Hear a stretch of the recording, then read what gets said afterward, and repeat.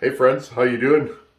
Another day in the power saw shop. We got another power saw on the bench. We're starting another build and we're going to start with this.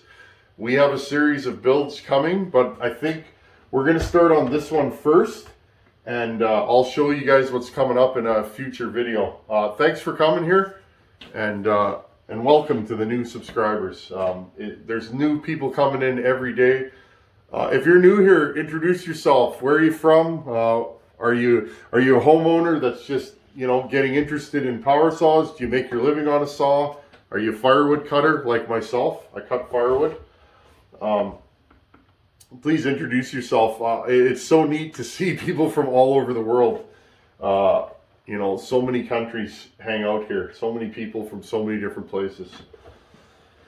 Okay, so this power saw, I've had this for months. This is Buckin's saw, Buckin Billy Ray Smith. He mailed me this saw, I don't even know when, 3-4 months ago. I've showed you guys this saw on the channel. It's a I'm gonna say a late 80s 266 XP. The number tag's missing, so we don't know what it is. It's definitely a newer saw, and as I go through this build, I'll show you guys. The first giveaway, this saw has a 226B Tillotson carb. That's the big carb. Only the later saws had that. The earlier saws have a 163A, which is a smaller Venturi. So that's the dead giveaway. In fact, guys, this saw here has a 163A to this day. And it is ported, and this thing's a monster. But if you put the carb off this saw on this one, you feel it. I've never had the time to actually do that. So this is Buckin's saw. I'm just gonna throw this back on the bench. We are gonna start the process of tearing this down today. We're gonna inspect it, and it's super important. This is not one of his runners. This is one he picked up somewhere, and it did run. He sent me a video of it running. He got it running right away, but it's like, this saw has no fuel line in it. The top end was in fairly rough shape, and there was some damage to the piston. So we're going to tear this thing right down to the bare cases. We're going to clean and inspect everything. I want to clean up this plastic. I want to make this as new of a saw as I can without making it too pretty. I'm going to bring you guys in closer to the bench. Let's talk about what I plan to do with this saw and where we're going to go with this build. Basically, guys, my friend Harvey, the Iron Horse, Harvey builds a nasty 266. You guys go to Buckin's channel, any of those 266s that him and Hogan, his son, are running, Harvey built, and they're incredible. They run good, they pull chain like it's going out of style. And the thing is with these is they're light. It's a small saw, and when you can get them running like that, they're incredible. And Buckin, he likes them. So I build 266s. I have several ported ones on the bench there. I'm going to throw my name into the hat and see what the Tinman can do with a 266 for Buckin. I am not going to do my regular build on this. I'm going to take it a full 10 notches higher. I'm going to attempt to build a very, very strong work saw. This isn't going to be a cookie cutter. I want this saw to start idle, and I want this thing to pull a 28 to 32 inch full comp all day long. Okay, so that's what we're doing here, friends. As we take this saw apart, I'll tell you how I know it's a newer saw versus the older saws. Just a lot of you guys ask me about 266s. I'll bring you guys into the bench. Let's go over how we're going to make more power in this saw, and it's pretty neat. I'll see you guys back at the bench here. Hey friends, so Harvey, he's such a good fella. If you haven't been to his channel, The Iron Horse, he's a saw builder from rural New York. He's a good fella, just salt of the earth. Harvey was nice enough to send me, this is an OEM intake block and OEM gaskets. These saws are notorious for intake leaks. Any of you guys that have worked on them. We got a decomp plug. We're going to use that on this. That'll give you a little bit more compression. These are ceramic hybrid bearings, friends. These are go fast bearings. You don't need these in a regular saw.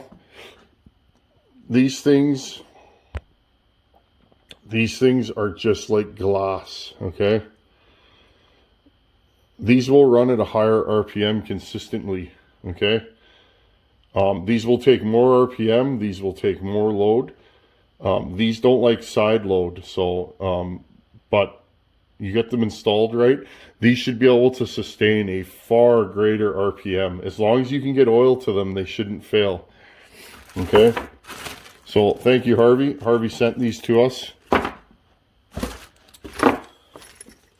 Because we are converting this to a 272, you need different bolts. Again, Harvey hooked us up. I've showed you guys this before, but for any newcomers,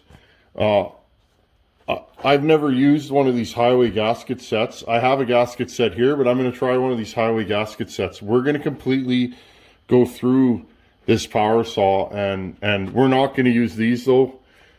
Friends, if you're working on a saw with a Tillotson carb, try and get a factory Tillotson gasket set. These things here, look, you see how the holes there, you see how the hole is drilled too big and too low. They leak right here, and you get an air leak and you get no impulse. You'll have a boggy saw that'll just drive you nuts. Versus here's the factory one. See the difference, how there's actually material there. Just outlining stuff that I deal with when I work on these saws. And again, I showed you guys this before. We have a highway 272 top end. Okay, and I showed this before. We're going to port the living snot out of this. We got to time this and see where we're starting at. And we're going to go bananas on this saw, friends. This piston, I am not using this pop-up piston in this build. I'm going to use this in another build. So we're going to take this right out of the box and we're going to put it away for another build. I have a plan for that. Now, the star of the show in this build, and I wanted to take the time. This, I didn't know who made this piston, friends. This is from Chainsaw Conservation Components. Okay, this is a forged Wiseco piston for, I believe it's for a 372, okay? But notice, it has no windows in it, friends, okay? Here. Okay, we're putting this one in, we're not putting this one in. This piston, you can feel the difference, okay? This piston is lighter than this piston, okay? And being forged, it's going to be stronger. It's just a good deal all the way around. Okay, these come from CCC, Chainsaw Conservation Components. I believe the fella's name is Dave. It is, yes, Dave from Chainsaw Conservation Components. Dave, this is the nicest piston I've ever put in a chainsaw. There's your part numbers. Okay, Harvey got this from him, and Harvey donated this to the channel. So I'm looking forward. Being able to shave weight and run go fast bearings is going to make this saw silly, okay? It should anyways. If I do my part, this saw is going to be silly. And the other thing we have here, friends, and I'm just going to show you, this is a 390 carburetor, okay? We are going to attempt to put this 390 carburetor on this saw. This carb is massive, okay? It's going to take a lot of work. I'm going to have to completely change all these linkages. I'm going to have to take my shafts out. Okay, but that's the plan. If we can make this work on this saw, we're going to do that. Okay, let's start tearing this saw down and cleaning it and inspecting it, and we got to see what's up with this saw. We have to make sure that this thing is going to live. If it's not, if there's anything wrong with the crank or any of that stuff, we're gonna have to replace the crank. So let's start. Okay, friends, we are gonna completely break this power saw down. Some of you guys were laughing at me. Again, I don't live in logging country. This is from Cork Boots. Okay, now here's what's funny about that, friends, and I'm just gonna yak while I'm working here. I have size 14 feet. I can't fit my bare foot in there barely, let alone the tip of my boot. So I never think about these things. I guess fellas do start chainsaws with their foot through the handle, and so again, I was laughing. I saw the comments. I went, of course. I don't know. I just make saws rip. I'm definitely not a logger. I'm not even an arborist. I'm a saw wrench who cuts firewood. Can I fall saws? Sure, but it's not. I don't ever claim to be a falling expert because I'm not. I'm just a saw wrench fellow that loves saws. And more than that, I just like to build saws for people. And, ooh, yeah, she's real crusty. Okay. So, it's funny, guys. I thought this was a newer saw, but it's not. This has a 2-piece ignition. So, right there, this is an early XP, but it is not the later saw with the 1-piece ignition. You have a coil and an igniter. Okay.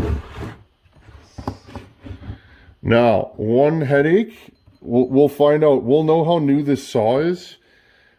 This might be an SE for all I know. But again, the carb tells us it's an XP. If this is a fine thread clutch, we're in business. If this is a coarse thread clutch and this clutch is no good, we'll have to look for a new clutch. But we'll cross that bridge when we come to it. Now, one thing that I forgot to do was, while the top end was on, I forgot to bust all this loose. So we're going to have to deal with that for sure. Anyhow, inspect the crank. This crank feels smooth, but I can hear... Can you guys hear that little... I don't like the way these bearings sound. So right there, like I'm completely rebuilding this saw. We're not monkeying around. Buckin runs his saws, and the fact that he runs his saws and uses them, this thing's gonna get hours on it, and so for that reason, we gotta dot all the I's and cross all the T's. And I'm just like that. If I think there's something wrong with a saw, I'd rather just fix it now than go, oh, it's good enough, and then it blows up. Because if you grenade the bottom end or a bearing, you can take the top end out. So, okay, we're gonna take apart the ground strap. I'm gonna try and take apart as much of this on film for you guys to see. There are several builds back in the day when I first started my channel.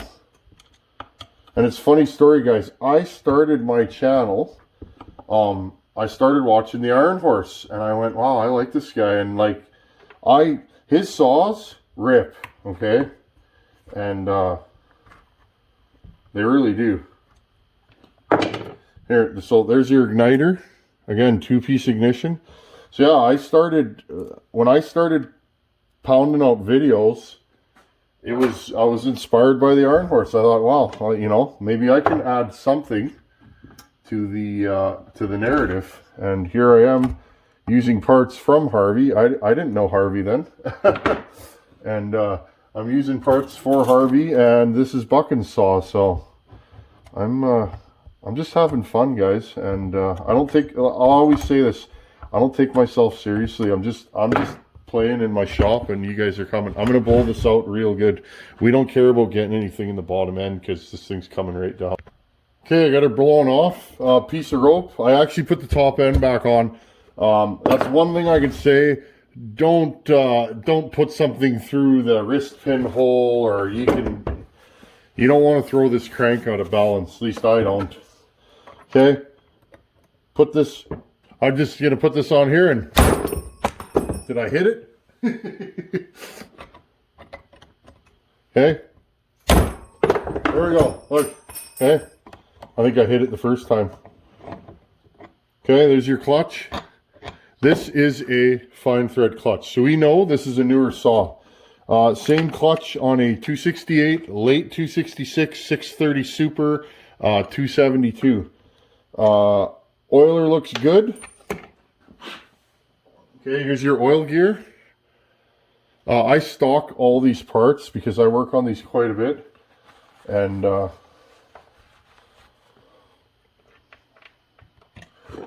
end of the crank's got a little wear in it, but not too bad. Again, this is an old saw. This was a logging saw by the looks of it, and it's not totally beat up or anything, but it's got use. Okay, we're going to leave all this together, and we're going to put it in our bin. I'm going to keep going. I'll take the top end off. We'll take the handle off. I'll just prep it, and as the stages come up, I'll show you guys. Okay, AV mount screws. I do not have AV mounts in stock. We'll see. This saw feels pretty tight. A lot of these have torn and spongy AV mounts. These are the last. These are one of the last of the spring only AV mount huskies, or sorry, rubber AV mount huskies. Husky went spring right away. Got to take the coil bolts out. Figured I would do that before. And again, I like to keep all the screws on what they go to. Whoop.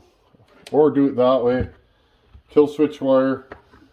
Again, I've built many of these, so, but if you guys are just starting out, try and keep your bolts where they go.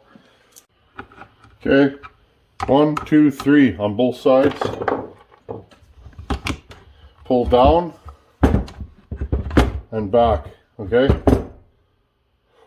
Well, none of these appear to be ripped or torn. Again, look, this thing hasn't been apart in eons. Okay, I'll throw this on the floor here for now. Top cover can go down there.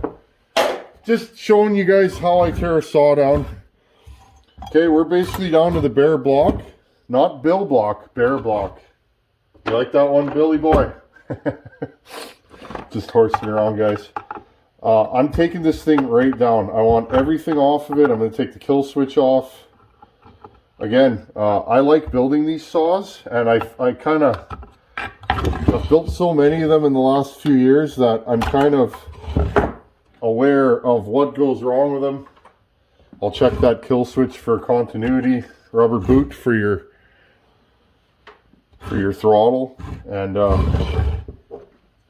again, these were the saws when I started porting. These were the saws that I cut my teeth on. I found a lot of these, and I just kept buying them. This chassis, 61, 630 John's thread, 625 John's thread, 266, 162, 268, 272. They're all basically the same saw with different carb and top end. Some of the earlier saws have metal gas tanks. I have one here actually. We're going to build it one of these days. A 162 might make a good giveaway saw, something different. Okay, I'm literally taking this whole thing apart. Here's your chain oiler, or your chain adjuster rather. This has a little clip on it, and usually they're wore out, and it allows it to do this. I'm going to fix that because I don't know about you guys, but that drives me insane when my Husqvarna chain adjuster does that. When it comes out, it's just, it drives me insane. Okay, there's your crank seal. That is part of the oil pump assembly. I'm gonna crack these loose. That'll take some monkeying around because often they're rounded out on these. Almost every saw has a rounded out screw.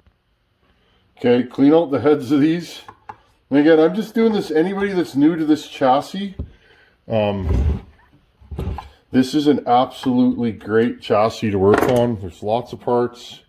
Yeah, a lot of the factory stuff is becoming no longer available, but there's so much aftermarket. You can fumble your way through a nice saw build with a mixture of aftermarket and OEM. Okay, I'm going to dump these screws out. Notice they have sealant on them. You want to put sealant on these. These go through into the crankcase. Now here is the Achilles heel of this chassis. See all that crap in there? Well, guess where that ends up a lot of times? Around your seal. I'm going to blow that out. Again, if you're working on one of these, be careful when you take that apart, because if you get any of that in the bearing, that could be the end. Remember that sound we could hear? And I said, I bet you this thing needs a bearing. Look at that bearing. See the color of it? Here, I'll turn the light on. That bearing's toast. It's been warm. I can see it. You hear that sound? That's a bad bearing. Guaranteed. There's no play. Okay, there's absolutely zero play in this crank. This crank is not blue in any way. Again, this copper coating, if one end or the other gets warm, you'll see it discolor like when you heat up a pipe to solder it when you're plumbing. So, another thing, that is an O-ring. On these newer saws, there's one on this side only. On the old saws, there's actually a separate plastic carrier. And those plastic carriers warp as they get older. It actually holds the seal. And when I install those, I make sure they're flat. And I also put assembly silicone around the flange. So that is a OEM only part. I hope they keep making them for a long time, or that'll be the end of these saws. Again, I stock them, so and this crank seal is hard. It's not going to crack yet, but it's getting there. It's just not pliable. So this thing needed crank seals and it needed bearings. I'm not sure where Buckin got this from, but I think this thing was parked for a reason. And so there you go. This thing needed a crank bearing. I'm going to pull this flywheel off and then we'll split the case and we'll have a look at it. I forgot to mention to you guys, when I put the top end on, I also loosened this bolt. This one is standard thread, the other one is reverse thread, so.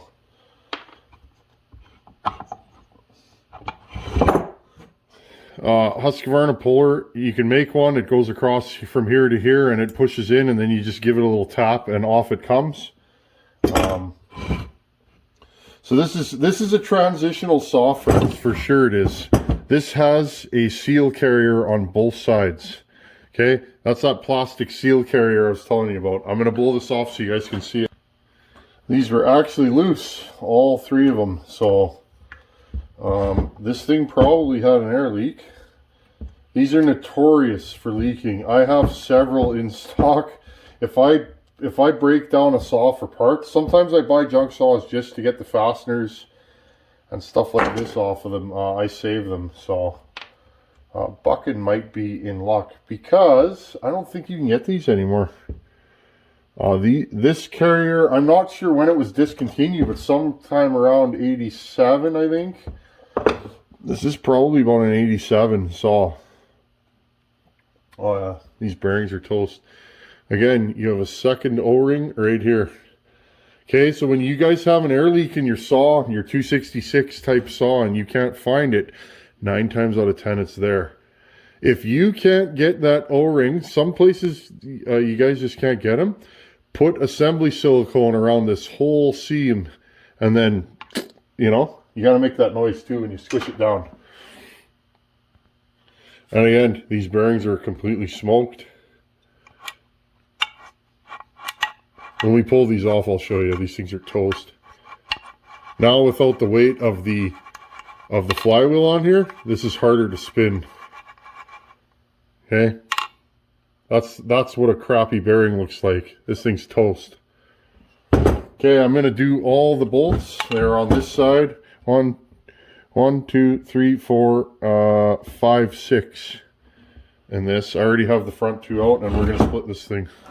I'll get ready and I'll hit you guys back up when I'm doing it. Okay, here's your 4 crankcase bolts. They're about 2 inches long, in case you guys are doing this and you mix some stuff up. Okay, I'm gonna get my crank splitter. Let's pull this thing apart and inspect the bearings.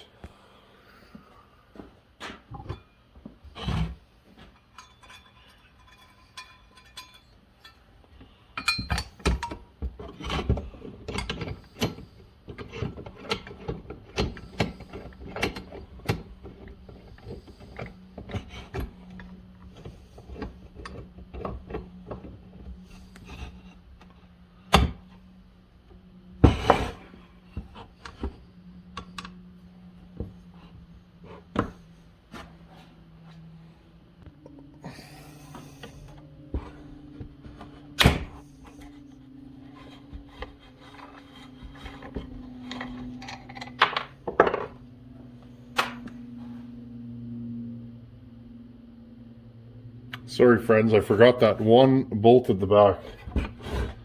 There we go. Again, always take your time when you're doing this. Make sure. This thing had, I believe, gear oil, which is my favorite smelling of all the oils. Also the smelliest of the oils. Oh, these things are toast. Okay, I'm just going to clean up here, split the other side. Okay, you just want to make sure that it's grabbing on either side. See, it grabs the bearing and pushes the crank through it. One thing you got to make sure is that it is level. If you're pushing on an angle, there you go, all that force ends up not pushing the crank out. Pretty hard to split a saw without these. You can do it, but this is the way to do it. There we go. Okay, I'm going to heat these up and top these out, and then let's finish this video. Just want to heat these up 250, 300 degrees Fahrenheit, and they'll fall right out. Don't beat those out because you could damage the cases.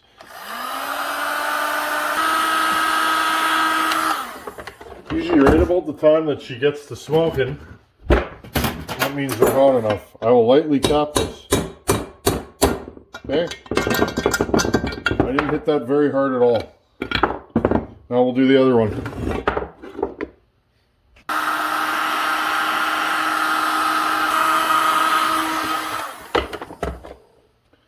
Again, once she's smoking, I tap mine in the center. Boom. Okay, let's let these cool down and we'll wrap this video up.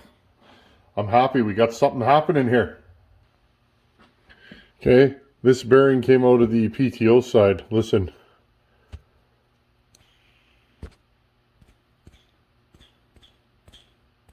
Can you guys hear that? This bearing was destined to fail, so there you guys go. I'm glad. See, stuff like this, don't cut corners, because pay me now or pay me later. Either way, you're going to pay. This bearing would probably lube up. You'd clean the bottom end, you'd lube it up. It would probably last for 4 or 5 tanks at the most, and then it would grenade. I've seen it happen. Remember that 630 Super that I said, something don't feel right in this saw? Well, that saw, I didn't replace the bearings, and they failed within a few tanks. So, okay guys, there you go. We got full teardown. It's a dirty job, but somebody's got to do it. I'm covered in dust and debris. I love it. Starting a new project is tons of fun. We will clean and inspect these cases. They look okay.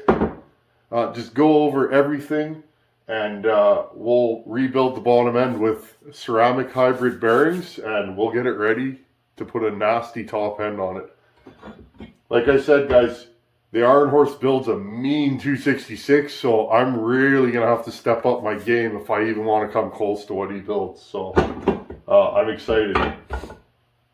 Anyhow, as always, thanks for watching. Take her easy. Later, guys.